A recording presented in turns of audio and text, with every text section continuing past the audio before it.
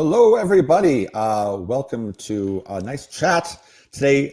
Focus more on the mindset aspect of the market mindset. I thought I'd mix it up a bit. Everyone knows gold's doing great. I could continue talking about gold all day long, but I like to mix it up a bit. And people remind me sometimes that, hey, Andrew, you're called the market mindset for a reason. Maybe share some of the mindset stuff because that's key. And I would say it's especially important today and during chaotic times and very difficult times. We're certainly going through a transition within a transition within a transition. There's so much changing, and I wanted to share with someone, share with you. Sorry, someone that I really enjoy listening to and their perspective. And I'll put a caveat on here because we're going to talk about a couple of people that this person really admires, and the one key thing that they have in common. And it's unfortunate you have to put this caveat out there nowadays, but you can respect someone and appreciate their the way they think, their ability to critically think, and not agree with all their views. Would say, no, listen, I agree with that. Well, I don't like that so much, and still respect someone for their intellect and for what they're able to achieve, whether I want it or not. I would never want to be a billionaire. I've made that. Not that I have an opportunity either, but I wouldn't even go for it. I have no interest in it. To me, that level of wealth isn't appealing. I would rather make change in some sort of other way. But also, I respect the fact that if someone was going to go that path, it's very, very challenging. It's very demanding. It takes the dedication and same kind of aspect that any professional Olympic athlete or like NHL or NBA, whoever, is that it requires all of your dedication. And I respect that part of it, even if the outcome I don't really like or care. So this is someone.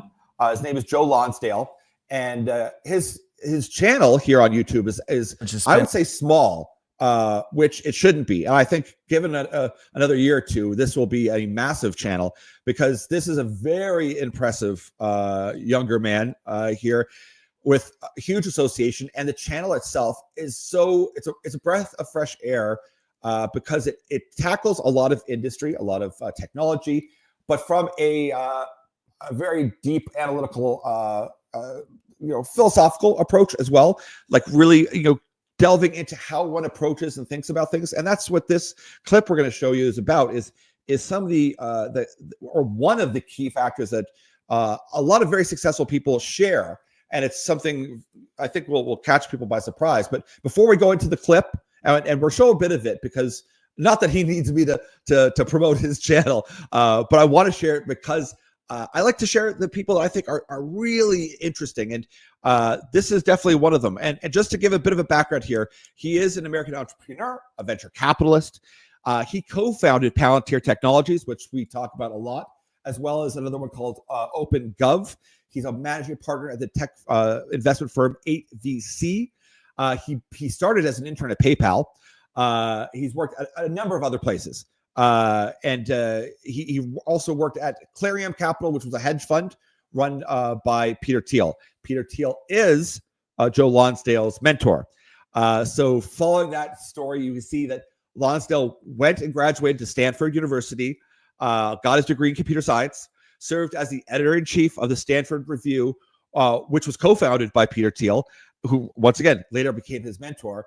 And we're going to see a lot of the similarities here between Alex Karp, Stephen Cohen, Peter Thiel, Elon Musk, you name it. And let's just, I could go on, but this is obviously a very interesting person, very well educated, and his perspective is, I think, quite refreshing. And these companies are certainly have the, let's say, the government's ear as well. And once again, it doesn't mean you have to agree with how they do business or what their political. It doesn't matter. And I think especially nowadays, since two of the people on this list, maybe possibly three, will be exceptionally controversial today because of politics and because of, for large part, misinformation and media and propaganda. But let's take a quick look at Joe Lonsdale and his channel and a brief little clip here. Like Elon Musk, Peter Thiel, Charles Koch, Alex Karp. I've learned that these men all share one thing in common. It's something that's helped all of them build some of the most important companies, the biggest companies that run our civilization. It's also helped me to found and build multiple multi-billion-dollar companies. What is it that sets these men apart? How they seem to bend the world to their will? And how they keep winning time and time again? Let's go over a common thread in their life and how we can apply it to our lives. If you want to understand where the world's going to be in 10 years, in 20 years, and you want what you're building to be influential in the world, you have to really understand the nature of the world itself. If you want to understand how to get the most out of the people around you, how to help them fully self-actualize, you should really understand the philosophy of what self-actualizing is and what their needs are and how you inspire them to get there. And if you want your company to work with other companies and create value and grow, you need to understand what value even is. What is mutual benefit? How do markets work? How can you take the ways that markets work and how civilization works and apply those to the frameworks of your company? And there's no one better at doing that than Charles Koch. You're like one of the richest people in the world. Charles Koch grew his family business, Koch Industries, into one of the largest privately held. We'll pause here because I don't want this video to be too long. And listen, you can go to Joe Lonsdale, and I encourage you to watch the long form of this. This was just a quick clip.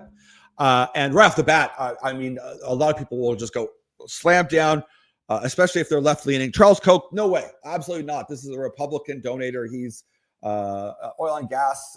I'm not interested in the Koch brothers, nothing at all. That's fine. You don't have to be. I'm not saying that you should like him, dislike him, or not. But he is often presented as one of the greatest applied philosophers of the last century. So his concept of market-based management really has helped drive success of Koch Industries, which is the largest private company in America.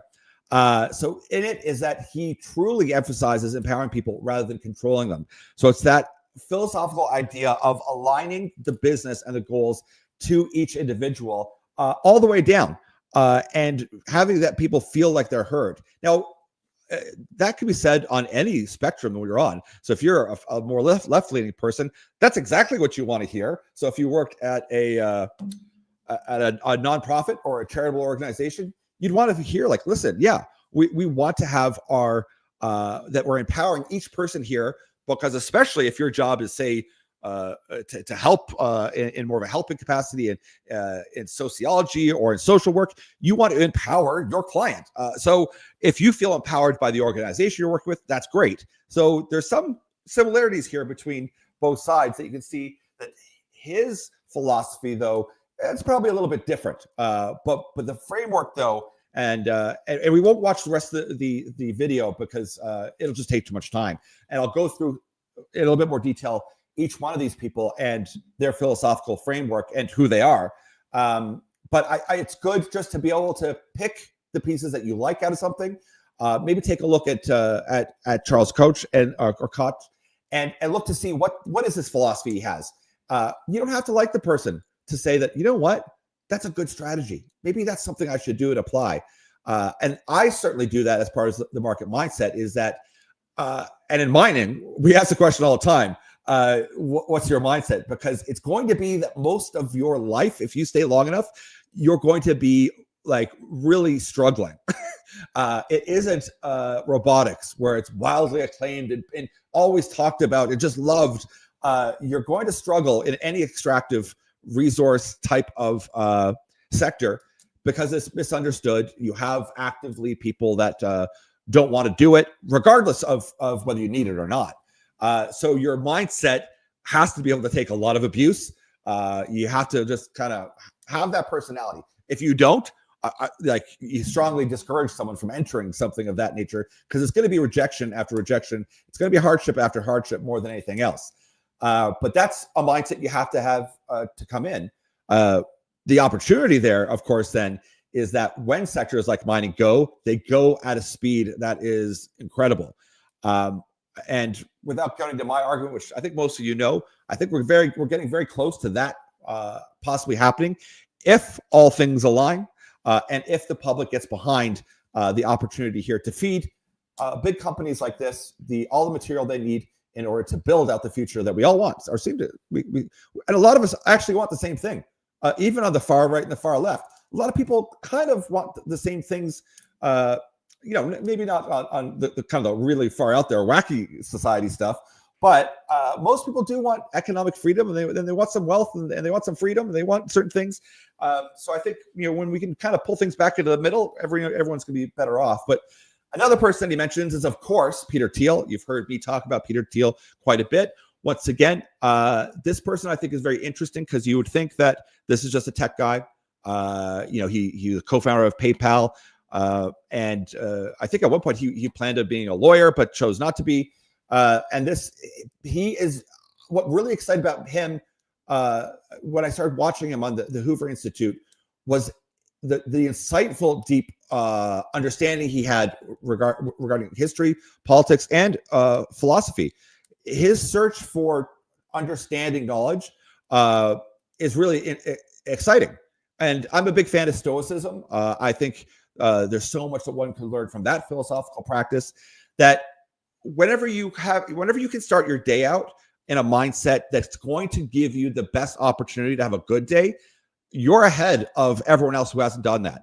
If you have a bit of a practice that you can just shut down all that noise and jabbering in your head to focus on, I need to get something done. I need to focus on my job, or simply just opening myself up to opportunities so I can recognize them when they're there, and then I'm strong enough to take them and not feel like, oh, I'm discouraged.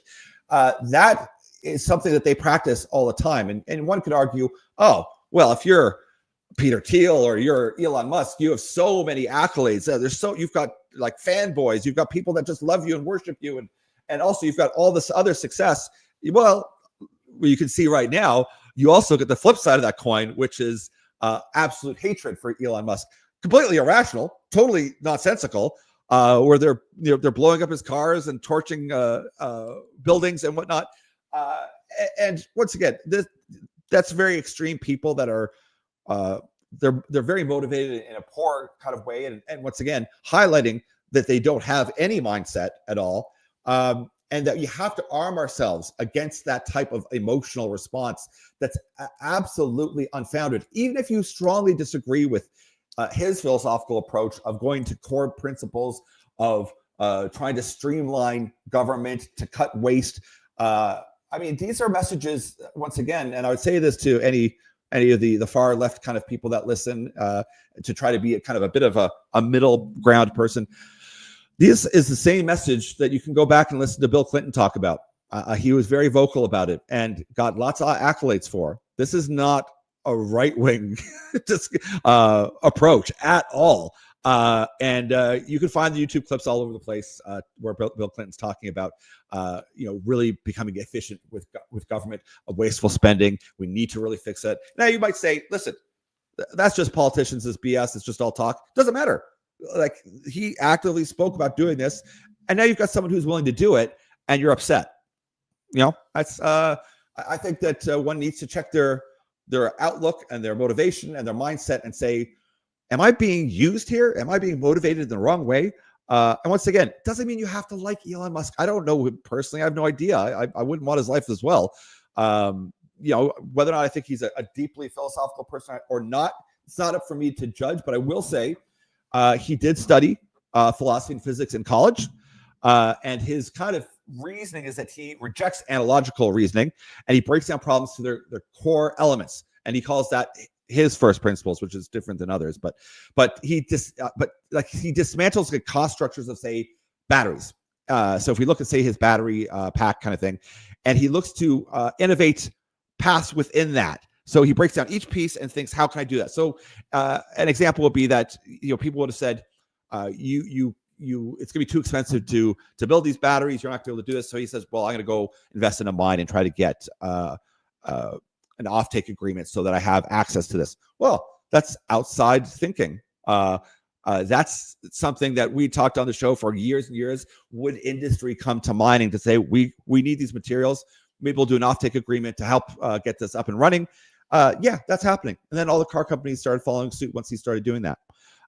Those first principles are key to understanding him. And that's his kind of whole, I like you said, because he talks about truth a lot as well. And I know that's a tough topic, and it's a tough topic nowadays, ideologically speaking, but because it's a philosophical concept, and it gets muddled in with the politics and whatnot. But people should be seeking truth all the time, and seeking, is this factual? Is it true? Is it evidenced by anything? If it takes a textbook to explain that the chair in front of me is actually a table, then maybe that's wasted energy. Maybe it isn't. Or maybe you can play a semantic game long enough where I might be able to convince you, or maybe we change the definition of something. But that's not truth, and it's not useful, and it's not real. And I think that's we need to foster this philosophical, creative side of us, especially if we're in something where it's hard science. You're big pharma, you're an investment banker, you're an engineer, because fostering that philosophical side also, it kind of energizes that side of the brain that you don't use as much whenever you're just hard numbers. And that helps to spur creativity. And one can't disagree that with all the technology in the past 5 years, it's been obviously a ton of innovation coming from brute force, hard work, from algorithms, from computers, computer engineers, coders, you name it, but also people taking massive risk. And Elon Musk is one of those people, like him or not. Once again, like him or not, whether you think he runs a business well or not, leave that aside. He has pushed things. And once again, we always try to find something good. And even if you don't like the person, and it's fine. But in any event, controversial person, partially because he puts himself out to be one, and certainly because he decided to enter politics. And that's also a tough recipe. It's a tough thing to jump into. In any event, that's his own decision. And this is what happens sometimes. Sometimes people like to play behind the scenes. And I would argue the likes of someone like a Peter Thiel, Andreessen Horowitz, these types of people, they prefer to work behind the scenes rather than get right out there in the front. But hey, there's different personality types. Alex Karp, that's the other person that Joe Alonso talks about, also co-founder of Palantir. So Alex Karp, his background is neoclassical social philosophy, and he's used that in the entire system, perception, and entire role when dealing with national security and other enterprise solutions that the company offers. He studied this philosophy in Germany, and that's really how societies function, how institutions wield power, and what it means to participate as a citizen. And this gave him a rare analytical lens through which to view human systems and organizational behavior, which is interesting because Palantir, yes, it is a software company.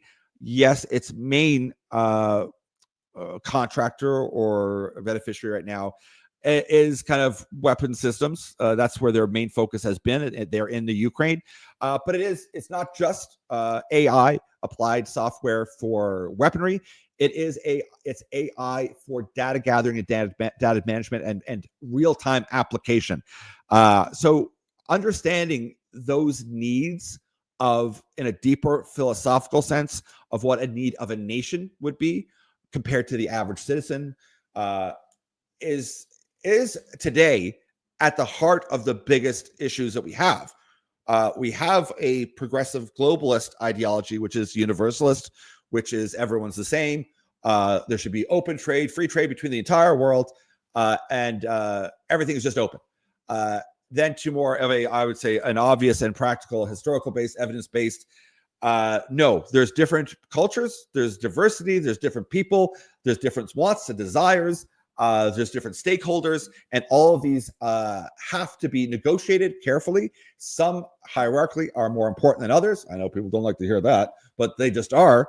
And you have to turn these abstract ideas into an actual functioning system. And this applies so important now because of the speed at which AI is progressing. And it's going to start learning, and it's going to start formulating what's the best path forward. And we can see that in any extractive case. We say it all the time. The hardest part in trying to meet any of the climate goals is the fact that your government is going to be in the way. And it's going to put into place 50 agencies in order to test. And not just because you need the answer. You'll get the answer in the first 6 months, but it'll just go through 50 agencies of quantifying and going back and forth and this and that. And it could take just one person in that to stop the entire project. And that happens all the time. And I'm not saying, once again, a project that should be stopped because it's dangerous, it's this, that, it could ruin a watershed, or it's going to pollute the water system in an unrecognizable way that's obviously you can't do. Those are obvious. Nobody wants to do that. That's not helpful. But in any event, Karp was obsessed with David Hume, who I read quite a bit at Western University. And this drove him to focus on ontologies and new ways to structure and interpret information. Their data, the way they crunch data, it's really how they. It's a new way to structure and interpret information is the best way to do. Their way is to reframe how humans can interact and derive meaning from the data. So once again, you're looking at just. We have an algorithm which can crunch something. We have an AI or a tool which can, boom, give you an answer. For example, I could go into ChatGPT and say, tell me everything about oil and gas extraction. Boom. It's going to punch out quite a bit for me. That may be decent for just a very cursory understanding of how the system works. But the more prompts I give it, the more specific I direct it, the better result answer I'm going to get. And that's what you're getting at, is that these tools, whether it's ChatGPT or a large language model or anything else, what's going to be most important isn't necessarily only that we have them. It's that who can actually really pull out the necessary information that's going to be useful. Who can think outside the box to go, wait, I'm going to challenge this. I'll just say this just out of curiosity. I've had to challenge ChatGPT on regular occasion on something that's factually correct. And like one example, I won't say what it was about. 4 times I just say, well, wait a second. This happened, and this happened, and this happened. Until finally it admitted, yes, this is what happened, blah, blah, blah, blah, blah. And now, of course, because I'm crazy sometimes, I even asked it, well, why wouldn't you tell me that at the start? And, oh, I'm really sorry. But it's programmed not to. I mean, these have biases and whatnot. So what it's showing you is that it doesn't matter the level and scale at which you have these tools. It still is going to matter is how you interface with them. And if you've got a strong, creative, analytical mind, and one that's open a bit to even the most offensive ideologies, to go, okay, what are they trying to really get at? What are some of these people that are bombing buildings and blowing up Teslas? What's really at the heart of what's framing them to do these types of things? That you're going to be way better off as a philosophical, wise person, because you're able to ask these questions. And I think that's what makes, especially since people are less interested in anything spiritual, anything religious, or anything of that nature. If you don't have that portion of your life covered, and you don't have a philosophical portion of your life covered, you're probably one of these people that's very much struggling, because where does truth come from? What is real? All these things. And this is where we see a struggle with young people today. They have a hard time identifying, biological fact, truths that are consistent, what science is compared to the science. There's so much out there that people have lost that ability to critically think. And part of that is listening to philosophers. And once again, you don't have to agree with all of them. You could think some of them are complete nonsense. But the fact that you've got great, deep thinkers out there from thousands of years ago that are just as wise, if not wiser, than people today, just shows you that there's a difference between wisdom and critical thinking and the way that you approach things compared to brute force technology, of course, which we have. Incredible technology, incredible developments in medicine. But we have to also encourage that other part of our brain where it's that philosophical side. And that's what I really loved about this video of Joe Lonsdale, was highlighting that there is more to these people, that there is an ideology, there's a deep thought process that goes in. And I think we're going to see a lot more of that moving forward. That companies are going to be applying, especially now with AI. How are we thinking about tackling this problem? And if your core principles are, say, integrity, freedom of speech, freedom of association, whatever it happens to be, whatever your principles are, if you're not adhering to them, those are your principles. And if you don't know what they are, then that's not great. So I think it's a great time nowadays to be able to look to what your mindset is, like what mine is, remind ourselves each morning and say, This is my mindset, whether it's regard my stock portfolio, my commodities trading, mining sector, whatever it happens to be. This is my mindset, and get your day started with that mindset in mind. You're going to be light years ahead of someone else who is not doing that little bit of work. If you then spend a little bit more energy to go, I wonder what some of these interesting, successful people, they say someone like Ray Dalio, who I throw on that list in a heartbeat. That's all he talks about now is stoicism, his principles. He ran the biggest hedge fund for years. Obviously extremely successful, but deeply, deeply philosophical. And he applies that just to his everyday life. And that is interesting because I find people that are successful in one thing, but also another thing, and then another thing, that's very interesting. That is, we all hear someone who's very good at one thing and then they just do it. Say I'll pick on engineers. You've got a real thing for computer science. You're an engineer. You can do it. You probably sit in the back room. You do it 16 hours a day. You love it. You're awesome. Great. That's it. That's all they do. Less interesting to me than someone who says, well, I can do that, but I can also I speak a lot of languages. I'm also I run marathons. I do something else. That makes someone more interesting. They've got other sides to them, really, at the end of the day. So anyways, I love this type of topic, and I love because it does intermingle with business, with politics, with everything. Is if you're looking at philosophy and you're understanding the ontological meaning of words, or you're looking at the semantics of what's a word really mean, that's critical today. Because the words, often when we get into like disagreements with people, we have to step back and go, wait, what do you believe that word means?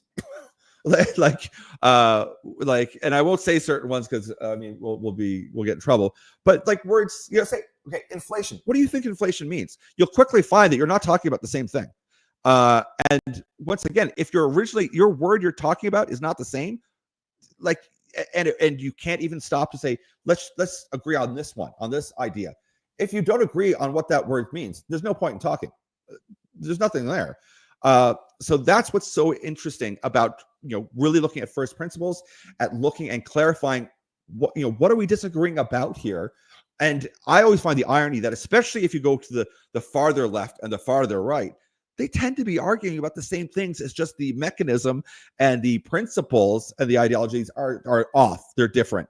And that's curious. And especially the further you go to that. So something like a fascism or communism, where it's complete authoritarianism. Once again, very different ideologies, completely opposite in beliefs, but the outcome and the mechanism, exactly the same. It's the same coin. It's authority. I'm going to force you to do something. Never good. In any event, weird times.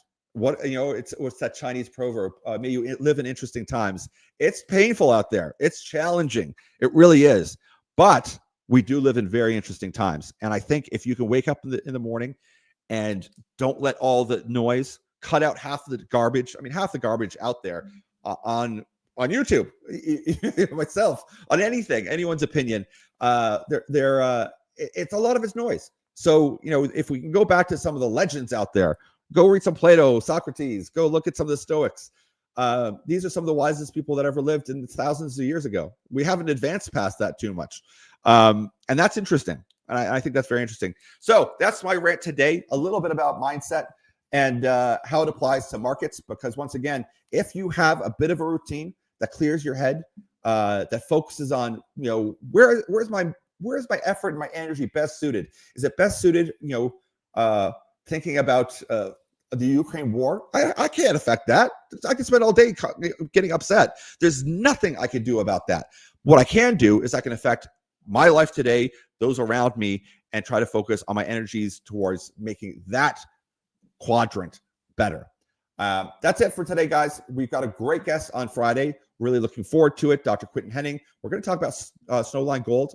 Great results out of there. And we're going to get his take on it. And hopefully he'll join us. And have a great day until then.